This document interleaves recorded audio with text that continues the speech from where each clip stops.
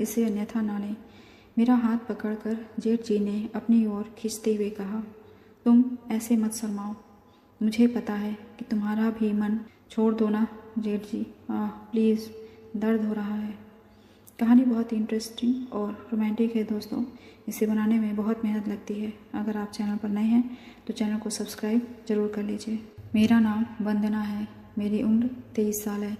ये घटना उस समय की है जब मैं अपने ससुराल इंदौर गई थी और मेरे पति मनोज दक्षिण अफ्रीका में थे।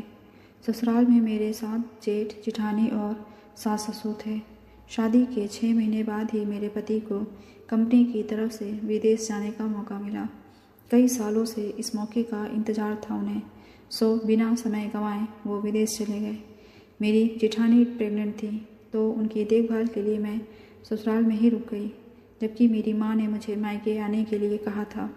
मेरी जेठानी की डिलीवरी का समय आया तो उन्हें अस्पताल में भर्ती किया गया। मेरे सास ससुर अस्पताल में रुक गए थे और मैं घर संभाल रही थी। एक दिन मैं बाथरूम से नहाकर बाहर आई तो मेरे जेठ मेरे सामने खड़े थे।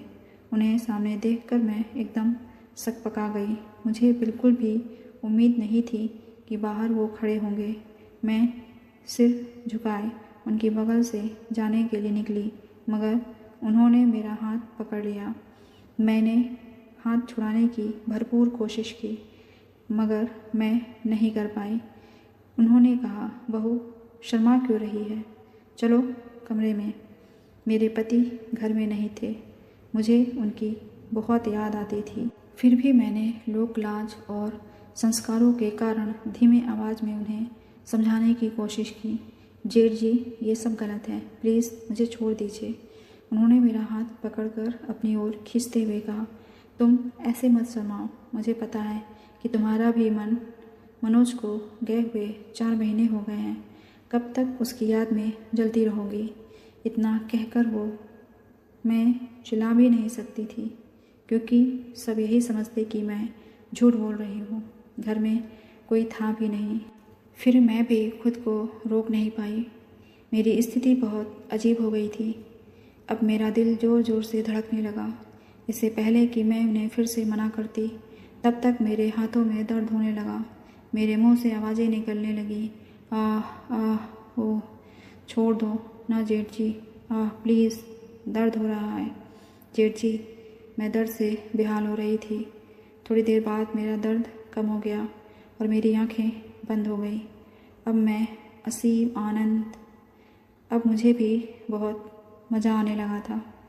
इतना आनंद कभी मेरे पति ने नहीं दिया था।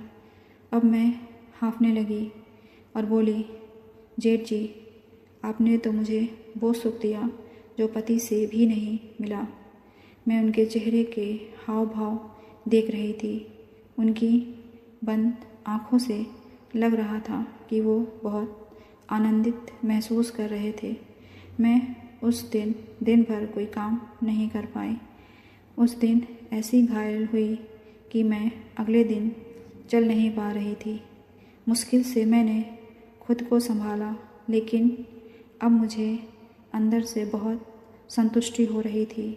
शाम को मैंने जेठ जी से बोला, अगर मेरे पति को पता चल गया तो? जेठ जी बोले, तुम चिंता मत करो, उसको कुछ पता नहीं चलेगा।